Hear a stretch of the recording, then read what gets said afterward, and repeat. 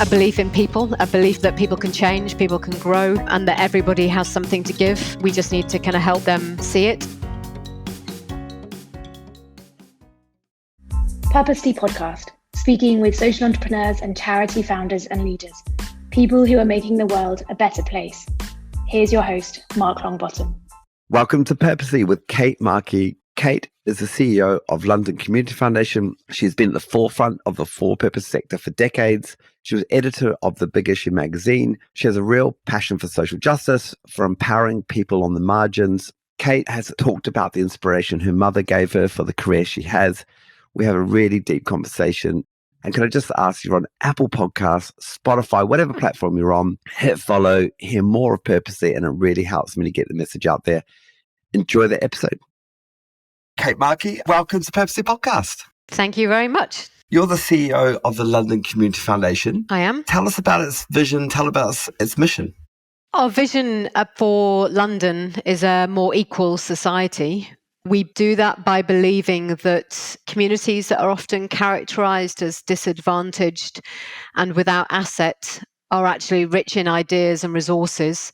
It's our job to help mobilize them, and for the amazing community groups that we know operate under the radar, get the resources, the funding and the networks they need to help change people's lives in their communities.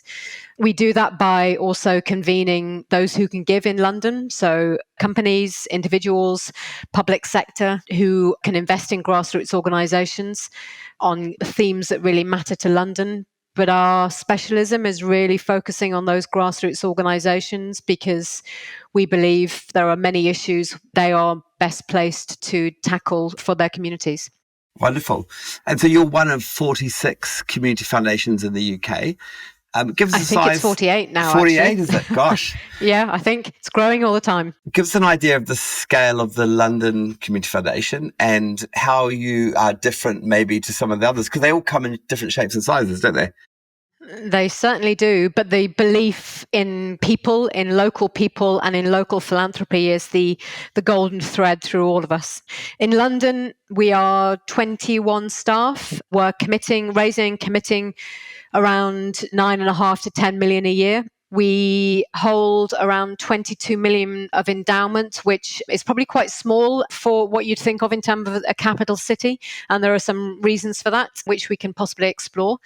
Our average grant size is 17,500. So we are funding small organizations. Most of them are sub 150,000 turnover. Some of them much, much smaller than that. Most of them very reliant also on a good community of volunteers. A lot of them also focused and led by people with lived experience of the issues or the neighborhoods that they are supporting.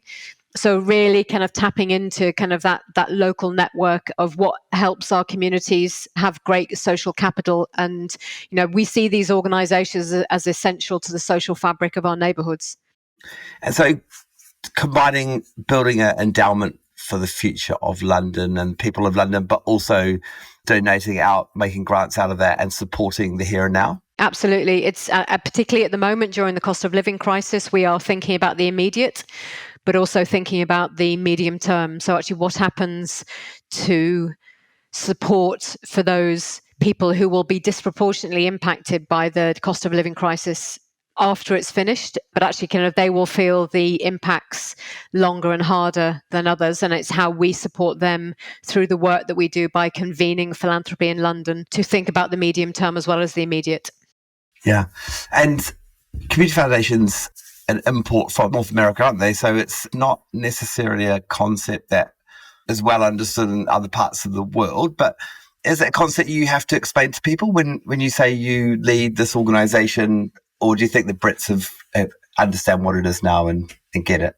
That feels like a loaded question, Mark. I think we're often kind of called the best kept secret, which is kind of frustrating to hear, but understandable because we are not a retail fundraising charity. By that, I mean we're not a big brand. We are not public facing in the sense of having fundraisers on the streets or particularly doing fundraising activity in the main. The majority of our funds come from individual philanthropy, so wealth, but also public sector funds, and also from corporations and companies in the city who want to give back to where their employees are. But actually we are the times when we do come into the public domain, so to speak, is often when there's a crisis and often when there is an emergency, sadly. So we saw, unfortunately, during the Grenfell Tower tragedy, we have a partnership with the Evening Standard newspaper, and that money was raised, and an incredible outpouring from not just London, but far afield in terms of local people or individuals, often those with very little to give, but a massive outpouring of support.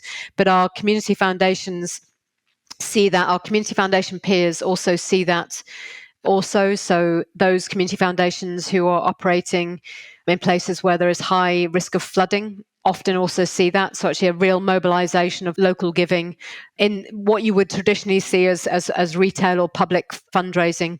But it's in those times of crisis where people turn to community foundations, and we respond as we are doing now with the cost of living crisis. We have an appeal that we've started, and we are seeing people give to it, and it's the people's generosity is incredible. And always, having lived in Britain myself for a long time, the Brits are generous. There's a real history of giving back and giving to charity, often typically around emergency giving, internationally. But Grenfell Tower was one of the times where actually the attention was local. But also with COVID, I know the London Community Foundation played a significant role in the response to the pandemic. Take you back to March 2020 and COVID hits, and there's lockdowns are kind of imminent, or they were sort of later that year. But tell us about what that was like for you leading the London Community Foundation. Was it obvious what your role would be? It was actually very quickly obvious what the role was. I say that because the amount of individuals in London, whether it be senior executives within companies or dignitaries in London, who made contact very quickly with LCF, not only to help mobilize support, but actually also to say, are you okay?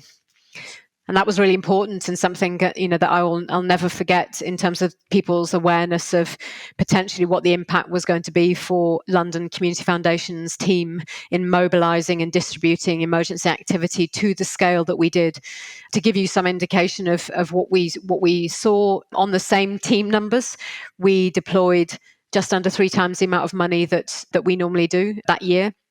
And what was fortunate is that a lot of the donors who have existing funds with us, so donor advised funds, which obviously is the model of community foundations, contacted us immediately and saying, lift the restrictions, we trust you, which was really powerful and quite emotional to hear. And I still get quite emotional about it when I think about just the trust that organisations put in LCF, and that I know that the team never, ever, ever take for granted.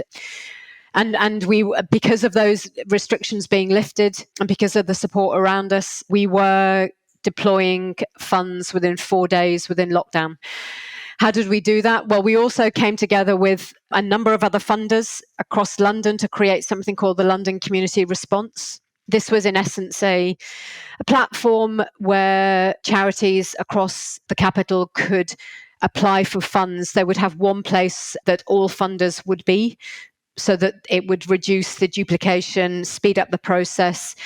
All the other funders, together with LCF, we worked very quickly to simplify a process, create a platform. And I have to give absolute credit to James Banks, the CEO of London Funders, and his utterly amazing team who created the platform, the portal for us to be able to work off. We agreed monitoring, we agreed application process, we agreed due diligence process, and actually kind of the scale of what we were able to do at the speed that we did it was staggering, and something that I'll never forget. It felt like a military operation at times. So kind of in those first months, we had teams of grant assessors assessing AM, PM. We were holding grant decision processes in the evening. We had twice daily payment runs to get the money out the door as quickly as possible. We went digital, like a lot of organizations did. very, very quickly, and the team were absolutely on it. I am so unbelievably proud of actually kind of what they did. And boy, do they know their stuff. They really know London's grassroots. And actually, but the challenge could be rightly kind of drawn at us is that actually we can, as funders, we can collaborate and mobilize money that quickly during emergency. Actually, how do we learn about what happens after an emergency? And I think there's, we have really tested ourselves as London Community Foundation to say, what are the restrictions? What are the processes that we, during an emergency, said, why do we need those? And we will remove them. And actually, how many of them have we put back? And I'd like to say that actually kind of only a few of them have gone back. But actually also kind of, the London Community Foundation board of trustees were amazing. I look back to actually kind of what, they were trying to kind of, govern the organization through a really challenging time, and actually kind of, and listening to kind of what was going on across all those other funders, and taking recommendations from us to say, delegate those authorities. Let us mobilize the money. If you don't delegate them, we're going to slow things down. Over a third of our money went to food allocation. So actually, kind of, and the trustee board of LCF were absolutely stepped up. They were fantastic, and actually, many of those delegated authorities that we really tested during COVID have actually stayed where they are. We haven't gone back to saying, we haven't gone back to those original kind of authorities, and I'm really proud of the board for doing that. And there's no, there wasn't really any playback or playbook for a pandemic, and it was a real unknown quantity, especially for leaders. You said you realized pretty quickly what role you guys would have to take. Do you remember driving home and thinking, or, heading home and thinking, wow, I need to really step up, like on a personal level? What was the thoughts in private? Yeah, I mean, I was frightened. I didn't know what was coming for the organization. I was really worried about the team. I'd like to think I showed whether I intended to or not, I think I showed a fair amount of vulnerability to the team. In the kind of those really kind of dark periods, I remember having in this little book I've got a box of quotes, and it's called Resilience in a Box. I think I bought it in a bookshop kind of years ago. And I remember kind of pulling out, maybe once a week, twice a week, some quotes that actually kind of really kind of stuck with me, and sharing with the team. And it just became a thing that I did during COVID, of just sharing a quote, telling them why I was sharing it, telling them that I was thinking about them, telling them how proud I was of them. I think I tried to bolster my own resilience by articulating to the team that I was thinking of them, that what they were doing was amazing, that we were in this together, that we were going to make mistakes, and that's fine. And I was probably making more than most. And actually, it was frightening. It was really uncertain. And also, I was very, very aware that the team, if you think about, we deployed just under 3 times the amount that we normally do. That is a staggering amount of applications to read. And if you think about, even if we'd created very streamlined processes, those are a lot of stories of heartache and upset and life, death and poverty, and just real upset for the team to be reading. And they were the ones that were reading them, not me.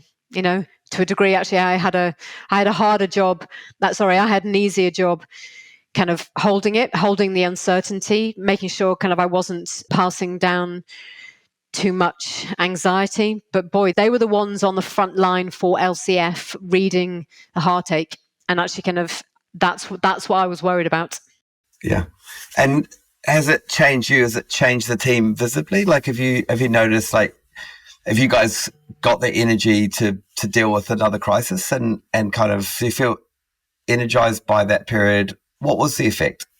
Yeah, I think like most organizations, like most individuals, we're probably holding, an element of our own experiences during COVID. And I think I probably talk a lot more about well-being and about anxiety, about uncertainty than I probably did before COVID. I think all of us, it's when something, we have lived through a global pandemic, and I have to, I don't know if you're like me, but sometimes I have to catch myself and think, God, we've lived through a global pandemic. And actually, I think it's impacted all of us. But I think it makes you think about your own mortality. It makes you think about other people's well-being probably in a different way. I've always been concerned about kind of actually just, that push and pull with the team of actually just, I spend my time worrying about people and money. I'm worrying about actually kind of, are people going to stay with us? I'm worrying about, are they all right? I'm worrying about, and I just think that kind of goes with the job of being a CEO. But I we probably talk more about it now than previously we did, and that's I'm hoping that's a good thing for the team, but we also have to balance that with the primary purpose of being here for London's grassroots and mobilizing and convening money to get to the people who need it the most. Yeah. And I think the team are really sighted on that. I think kind of they step up, as they have done now with the cost of living. They step up when it's needed, and I'm forever grateful to them for that. And you touched on this before, but in terms of the funds under management that you hold are lower than most other capital cities across the globe. And there was a special reason for that. Was that linked to the pandemic, or was that just a willingness to get the money out the door? Or no, I mean, I don't think the level of endowment we hold is particular to the pandemic. I think it's probably kind of slightly particular to London.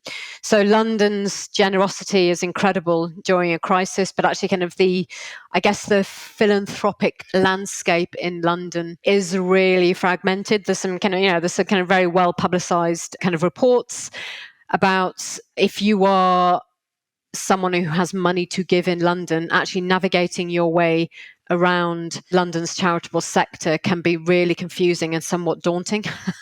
And I really understand that. We always have to kind of take yourself out of your own world and kind of look at it from actually somebody else's perspective. But there are lots of, kind of different philanthropic boutiques and agencies in London. I'd like to think that individuals and companies and public sector bodies come to LCF because they say a level of authenticity and connection to London's grassroots that we bring. I'm not underestimating actually kind of it's really tough for us to kind of try and kind of make sure that we can be as connected as possible across 32 boroughs. It's quite a challenge, but do we understand the themes of what London needs and actually kind of the needs of grassroots organisations particularly? Absolutely, I think we do. Can we always do more? Absolutely. But I really think we, compared to the other offerings of philanthropy in London, and that's not a criticism, it's just, this is London. Actually, kind of there is a real spread of service in terms of actually if you are a donor that's looking to give.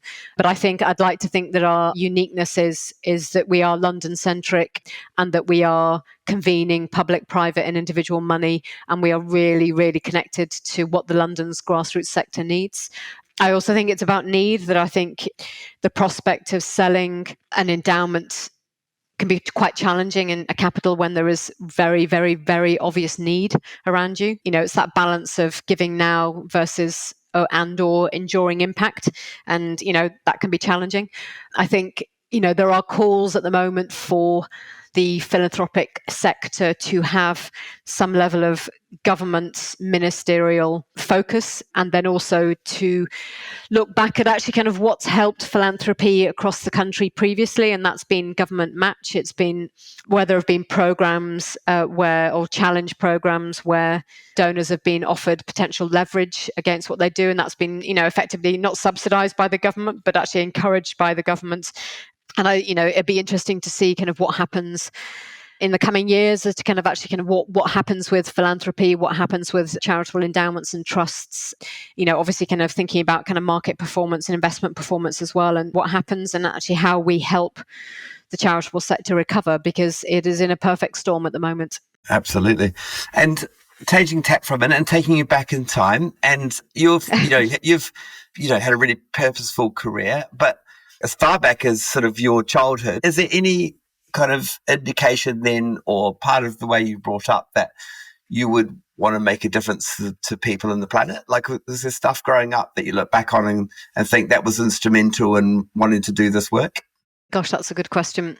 I think I was brought up with a real sense that the personal is political, that actually kind of how I choose to live my life has an impact on society. And I don't mean that in any kind of pious way, but, I became a vegetarian when I was 4. I'd like to say, my parents were vegetarians. They weren't. I think it was because I was a bit of a precocious child, but I was absolutely resolute that I wasn't eating animals. And I think I always had very strong opinions about what I thought was right. And I think, my mum was a really big influence on me, in the sense that actually kind of she had a real sense of purpose despite adversity. She had kind of a long-term illness, but actually kind of incredibly, she was a teacher. She wouldn't have taught in any other places apart from those communities she felt that really needed support. And she took utter delight in working with students and seeing them grow, but actually kind of hid her illness from everyone, from the head teachers at school. She was a dialysis patient, but people didn't know. So she dialyzed 3 times a week, 7 hours a day for many years, but actually kind of eventually went on the transplant list and got a kidney transplant straight away, but actually had to ring the headmaster and tell him that she wasn't going into school the next day. He had no idea she was a dialysis patient. I can't imagine that happening these days, but actually that gives you some indication of the kind of resilience that I was brought up around. And despite that, I guess, kind of that illness, actually kind of resolute that actually we are put on this earth to have an impact. And I think that's what stayed with me.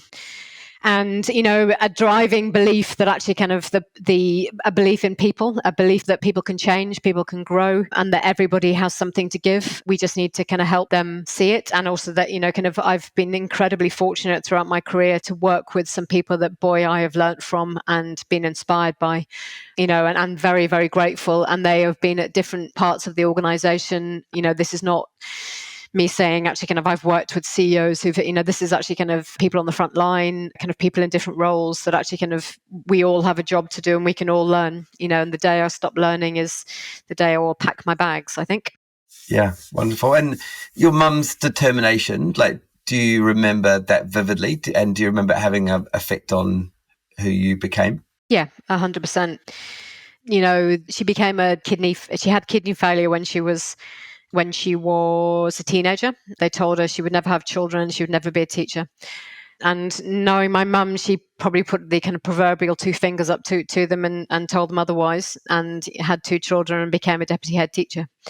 And wouldn't have, as I say, kind of wouldn't have worked anywhere else. I think kind of she had a stint in a school in a very affluent area and just couldn't stick it. She wanted to work, where she saw that she could have real impact, and actually where she really loved the kids and seeing actually kind of the hunger for those kids to learn. And I think kind of I've always seen, I hope I've always seen the person, not the problem.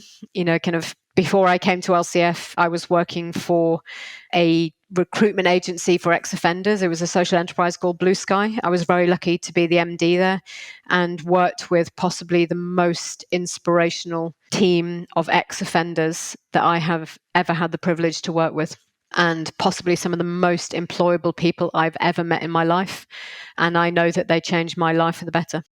One of them in particular, just, I'm still in touch with quite a few of them and loved working with them, because people can change, kind of people can give back and people can move on. Like the name of your podcast, the most important thing that you can give someone is purpose. Yeah, I'm increasingly learning that. I love that, seeing the person, not the situation. So you headed off to university in Liverpool. Yeah. That was leaving home, was it? And was that hard, sort of leaving the family home with your mum ill? Was that a difficult thing to do? No, I'm from Liverpool and intentionally stayed in Liverpool despite my mum's encouragement. Otherwise, I stayed in Liverpool because I wanted to not be far from my mum, but still managed to have a kind of a fruitful university life. But I didn't want to go far. Yeah. And in terms of what you studied there, clearly had a passion for, or a love for communicating. So that is what you focused on. But you did a Bachelor of Arts, is that right? Yeah, I did. I think it was called Communication Studies at the time. I think it's kind of that was a combination of kind of media and kind of different kind of communication techniques and English literature. Yeah. And a sense building then that you wanted your career to be about purpose, or actually just enjoying student life and it will take care of itself? Do you remember what your thoughts were at the time? No, I mean, I think I was a combination of both. I'd like to think. Actually, at university, I worked on the university newspaper, met some incredible and ridiculously talented people who've gone on to do wonderful things within kind of the media in the UK. Then also actually kind of worked for a South African education charity at university as well. So we would put nights on at the university to raise money to bring students over to the UK to study. And I guess kind of that's where kind of the beginning came from. My desire about going into journalism was about telling stories, and I think possibly slightly naively about actually kind of wanting to tell the truth. And it's the thing that took me to journalism, but actually kind of it's probably also the thing that ended up making me want to leave journalism. I think it became slightly disillusioned with the industry, but it has a lot of strengths. But actually kind of in some ways, actually when I was in it, I felt that I wasn't necessarily telling the stories that I thought were important. So I left university, was a cub reporter on the local newspapers, where boy do you learn your trade and your accountability to your readership. Boy, and amazing boss at the time that actually kind of I don't even, one of those jobs when I clearly worked hard because my portfolio was just astounding. I mean, I don't mean I'm a great journalist. I mean just the volume of work I was doing. But actually I never remember it being hard work. And I think that's probably the sign of the quality of boss that I had there, who employed a load of kind of young cub journalists with malleable minds and knew how to manage us. But actually kind of I had the choice of kind of, I could see the trajectory of my career of going to the regional newspapers, then going to the maybe the nationals. And I was just thinking, you're doing the rounds of crime, inquest, coroner's courts.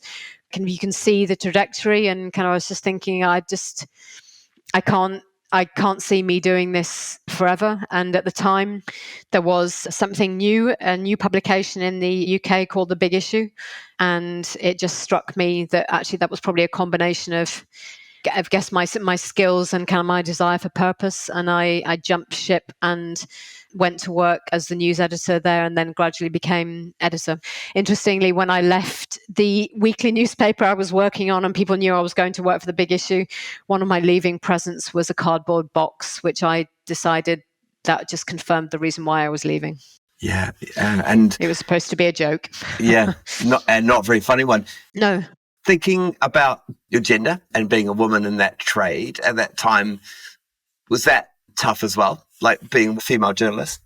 It was at the mainstream newspapers. Yeah, I ended up in a few sticky situations and probably kind of didn't have the most supportive bosses at the time, I don't think. I think it was, unfortunately, some of it was actually kind of, what you put up with to try and get the story, which, kind of looking back now is fairly horrifying. And just some of the general kind of behaviors of, fellow journalists and photographers at the time kind of probably left a lot to be desired. But it's, to a degree, it builds your resilience. Would I like any incoming journalists to the career at the moment to go through that? Probably not. Well, definitely not. But, it happened. But actually, Big Issue in the North, it was led by two women who were just utterly amazing to work for. And I think kind of real trailblazers in kind of what they were trying to do. I think back to kind of the time we talked a lot about, this is in the early 90s, we talked a lot about kind of values and behaviors within the organization. And, looking back now, actually kind of they were real pioneers in terms of actually how they were thinking about the organization, thinking about the values and behaviors of the organization they wanted to lead. And I'm very grateful kind of to what I learned from them for what they did. Yeah, and it's worth giving some context to international listeners. So Big Issue, giant social enterprise, giving real dignity to people who are living on the street would be the way I'd characterize it. People became small business owners effectively, didn't they? They sold these publications for money and for earnings, and often it was a real bridge to a better life. Would that be a good way of describing it? I would say it's actually giving people purpose as well, not to kind of keep returning to the title of your podcast. Hey, love it. But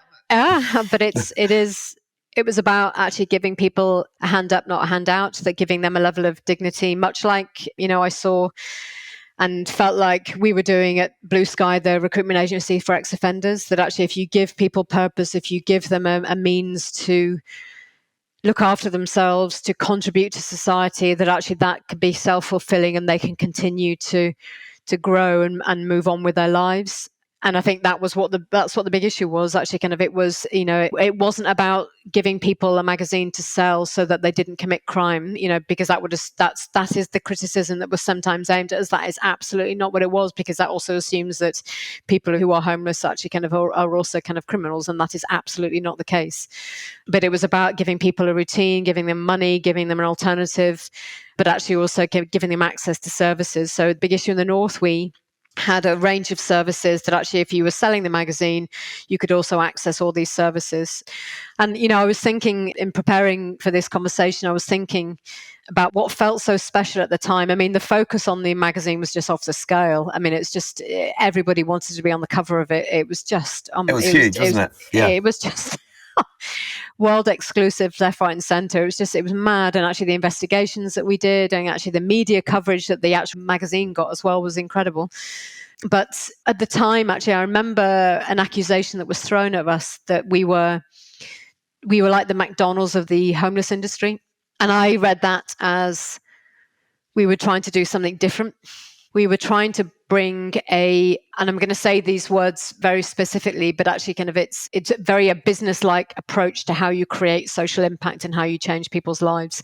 I don't mean a commercial approach. I mean a business-like approach of actually kind of, we were trying to be as enterprising as possible, that we were trying to, maximize the profile of the magazine, the campaigns that it ran to advocate on behalf of the lives of homeless people, whilst also giving them an income and actually helping them move on with their lives. I think it was really profound, really profound. I am so humbled and grateful for the fact that I had an opportunity to play a small part in the history of the big issue, because it taught me so much. And I think it was just so radically different that, of course, we were going to face criticism, but I know the impact that we had, and I'm very grateful for the opportunity to be able to work alongside some amazing people, and also to see people change their lives. Yeah. And also be able to say to people, with the best will in the world, I never want to see you again. And they say back, you will never see me again. Yeah. And so you finished up with them after 7 years. You were the boss and the editor, from what I could tell. Was that a difficult decision to leave? I originally went on a year's sabbatical. So I was kind of like, I don't really want to leave, but I do need a break, because, the magazine it was so high profile. I think kind of some of us were risk of burnout. When you do this type of work, there's need everywhere, isn't there? And I think there are particular areas like homelessness, like criminal justice, where I was working with Blue Sky, is that actually kind of there's always more to do. There's always somebody coming through the door. There's always someone else whose life you can touch, and you have to, the more senior role you have, the importance it is for you to recognize that your influence happens in different ways. And I think kind of I'd come to kind of really recognize that. So listen, I was going for a sabbatical. My family lived in Venezuela. I ended up staying longer than I expected. And when I came back, rather than going back into journalism, I went into social enterprise. Yeah. And just exploring Venezuela for a bit. So you're in Caracas. I'm just thinking the politics of the time. So Hugo Chavez was the president. That was, like a incredible country for lots of bad reasons, incredibly rich resources the country has. Yeah. But what was that like? Like ending up in, because it actually hasn't been a particularly safe place for foreigners to go to, has it? No, and listen, I probably wouldn't have gone did I not have family there. I mean, it is an experience having tanks on the end of your road when you're walking around. Sadly, yes, it is a dangerous country. It is also actually kind of a beautiful, beautiful country with so much natural resource, so much to offer, but actually, diverse and wonderful. I made some wonderful friends there, but it has a history of a lot of violence, a lot of corruption, but there is also a lot of beauty and love there. And now actually I can't imagine kind of how challenging it is there at the moment. But, I had an amazing time there. Actually, kind of what I always try to kind of be there is not kind of cocooned in kind of the, I guess, kind of the international community there, or she always wanted to be kind of outside of that. I think kind of when you go into those environments, actually kind of it is very easy to be subsumed into that kind of international kind of expat lifestyle, and it's not something I particularly kind of wanted to be put. Yes, I knew it, and I had one foot in and one foot out, I guess. Interestingly, when I was there, actually kind of I ended up having some conversations with the British Embassy about setting up the big issue there, and had the most surreal experience of going to do a presentation to part of Chavez's government, so part of their, I guess, what would be the equivalent of their communities department, presenting on the big issue in Spanish, which was quite challenging. Yeah. And being picked up by a kind of heavily, I don't know why they felt they needed to do this, but a heavily armoured motorcade to be taken to the government offices to do the presentation, which went very well until actually at the end of it, they asked me, did I want to sign up to the revolution, at which point I declined and said, I thought I was here to talk about the big issue. So it didn't go as planned, yeah. but a very surreal, amazing experience nonetheless. Yeah, because your family. So, were they believers in the regime? What was their? No. My like me, but through a different route. My brother is also a journalist, so he was working for Reuters news agency there, and so was posted out there as the bureau chief. Wow, what an experience. Incredible. But so time to return to the UK, and you had a sense that you wanted to get back to making a difference? When I came back, I joined an organisation called CAN, or Community Action Network, as it was called at the time. And this was in the days when governments saw the value of investing in infrastructure organisations to support the charity sector. Sadly, those days have somewhat kind of passed. I've always been a believer that actually kind of, we don't expect business sector to operate effectively without having infrastructure organizations that represent them. So why would we expect the kind of charity sector to do any differently? And CAN was a, kind of an infrastructure organization. It was a social enterprise support organization. And yeah, I had a great time. Actually, kind of really, it was that time when the belief in social enterprise and its, kind of the matching kind of social purpose with, kind of enterprise and on entrepreneurialism was really at its height, and met some amazing people, some great social entrepreneurs who had the kind of real privilege to kind of support. And yeah, had a great time. It was a great organisation and a great time in London for social enterprise, I think. And so joined us in the comms role and then worked your way up to MD?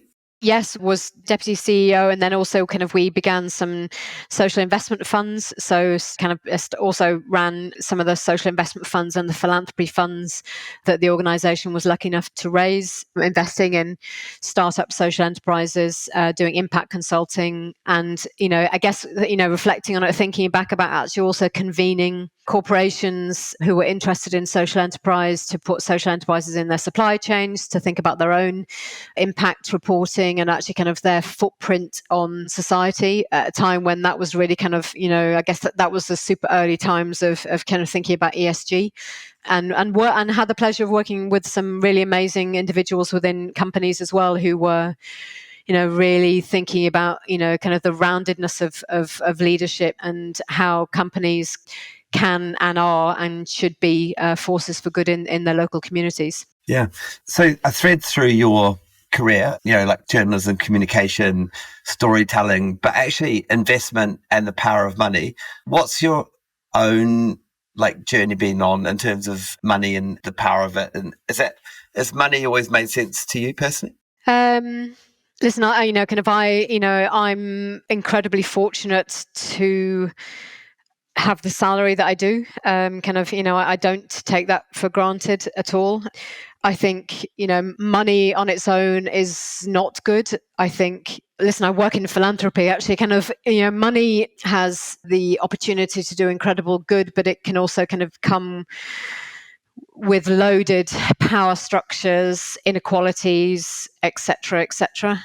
What I love about London Community Foundation is that within the funds that we manage, you will hear and see the team talking to donors about who makes decisions about where the money goes. Actually, how do you make real long-term social impact by thinking about the communities that benefit from the money that is on offer, that actually kind of who makes decisions, actually kind of where does lived experience sit within those decisions? The team are incredibly thoughtful about how they talk to donors about where their money could go. And that's always a journey, isn't it? Actually kind of it's when people kind of start their philanthropic journey, they're coming to third-party agencies like LCF because they don't know how to do it. And we're very cognizant of that and we're very respectful.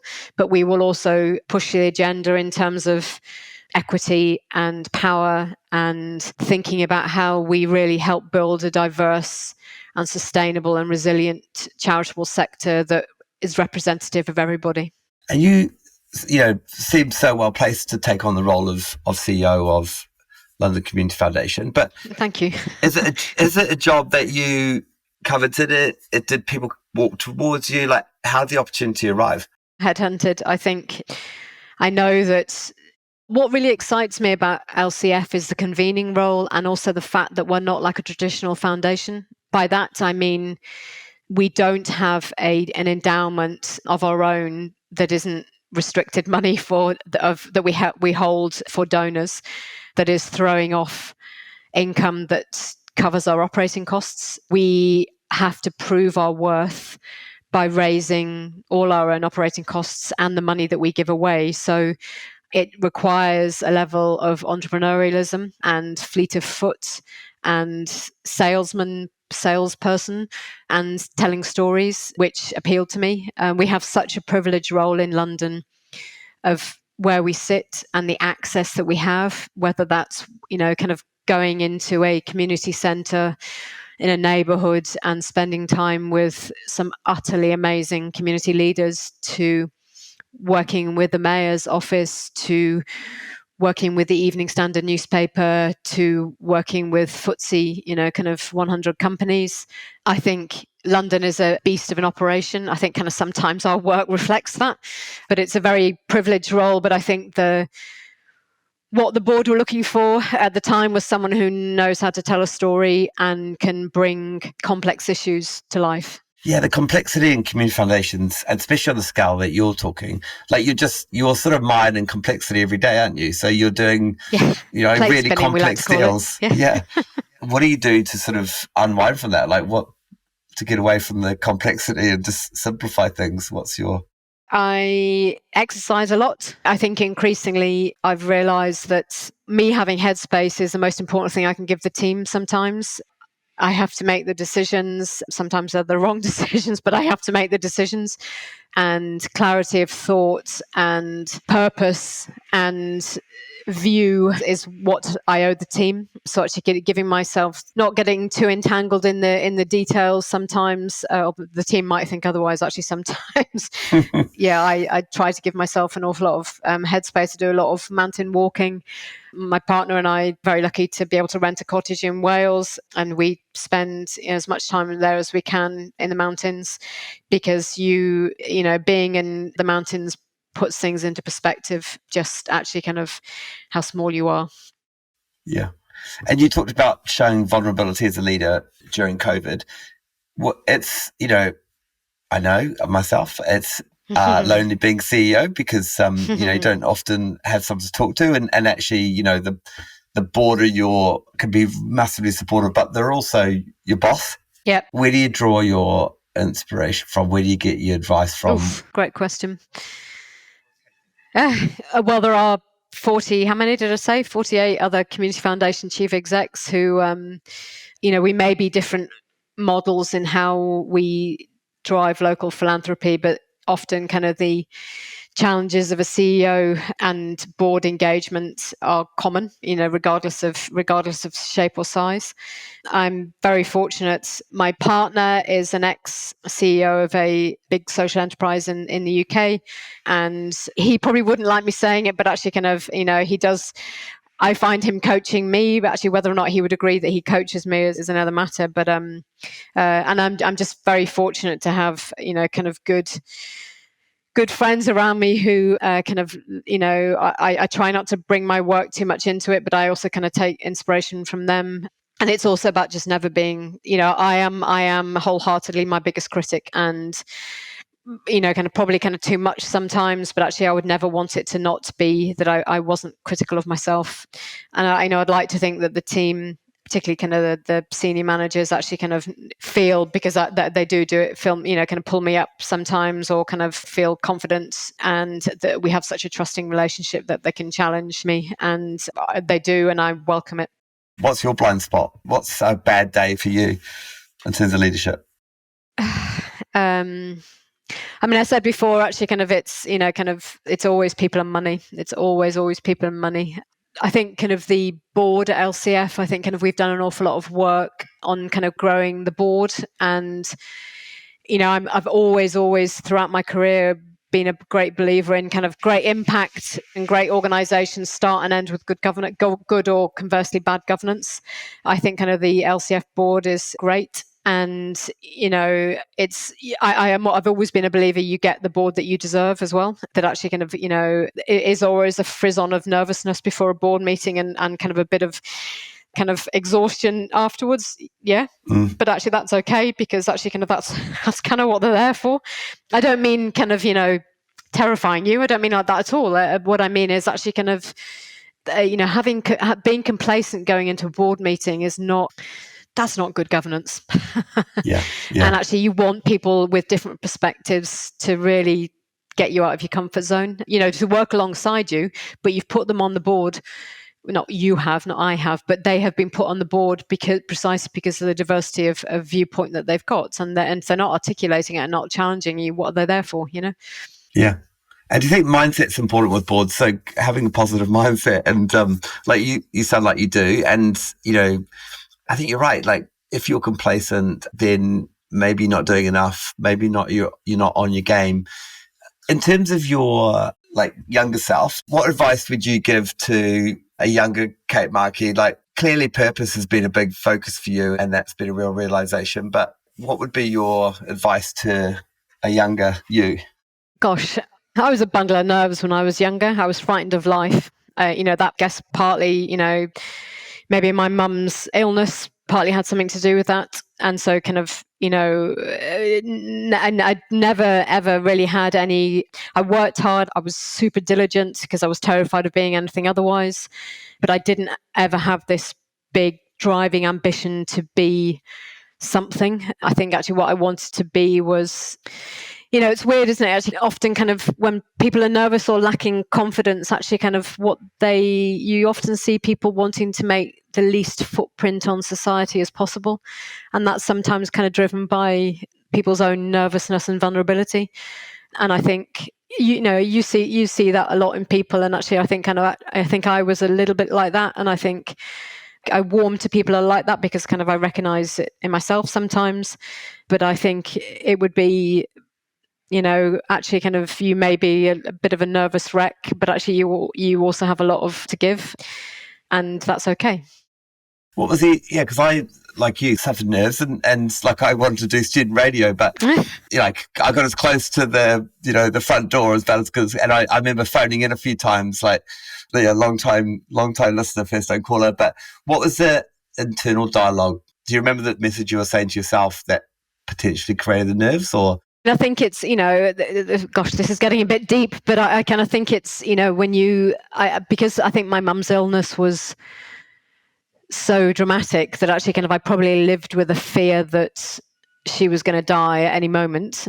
And, you look back and you think, God, actually for kids these days, you would like to think there are those support structures around. If it happened again, actually if it happened now, I might be, assigned to the I don't know, a dialysis support charity that actually might give me an outlet to talk about my anxiety of what was going to happen with my mum. Actually, what ended up happening is she died quite dramatically when I was 24 at a New Year's Eve party at her best friend's house. And it was terribly traumatic, and she had a massive heart attack, and they were trying to keep her alive for a very long time.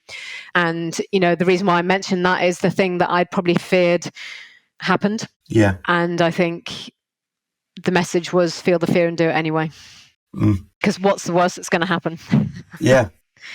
I think there's lots of examples where people who have gone on to do amazing things and, run organizations, found companies, run multiple marathons, whatever, like there's some there's some sort of adversity in their background. Like, do you think you almost have to have adversity to achieve, or I guess it's all relative?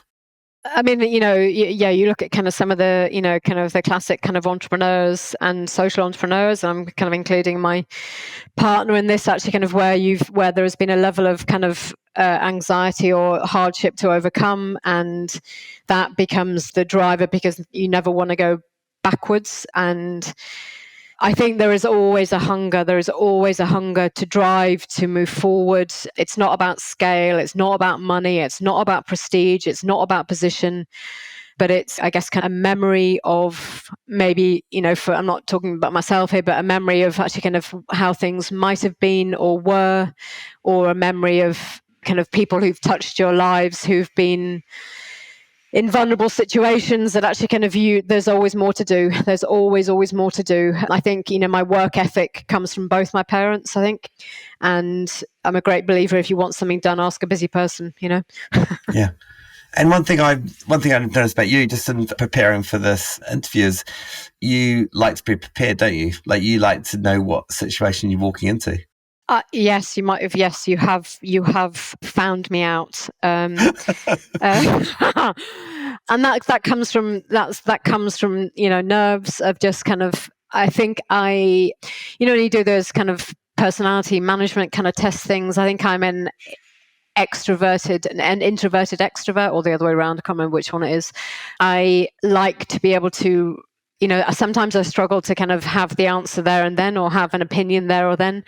And I like to be able to ruminate and to come back, which is, I guess, sometimes challenging to be in a position of CEO where people are expecting you to kind of make decisions on stuff. And actually, I think it's okay to say sometimes, I can't make a decision about that at the moment. I will come back to you. Obviously, you need to come back quickly. But actually, I think it's okay to articulate that you are the type of person that also kind of needs to take a bit of time and to think about things.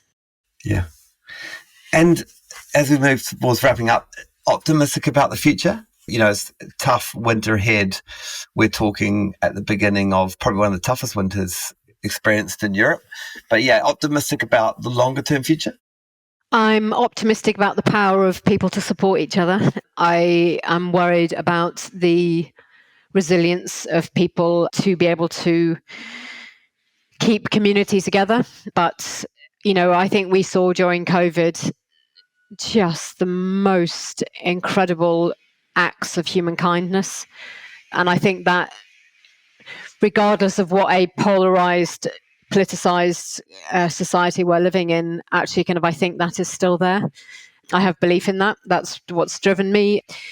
I'm optimistic that people want to give and people want to help. I think there's opportunity for that to happen a lot more in London in terms of private banks and advisors, and really kind of supporting their clients to kind of give more in London and give to London. At the moment, actually I'm thinking about, how much philanthropy is generated in London and how much of it stays in London. And that's something that's occupying kind of my mind at the moment, and strategically for LCF. I have absolute belief in the team and LCF and what we can deliver together. It's always one of those things, isn't it, that actually the classic thing of actually putting yourselves out of business. Well, wherever there is disparity, wherever there is wealth, there is a propensity to give. It's our role to unlock that and get it to the people who need it the most. Kate Markey, massive thank you for joining me on Purposely. Thank you. Thanks for listening to Purposely Podcast. Please subscribe and leave a review. I hope you like what you're hearing, because I sure do.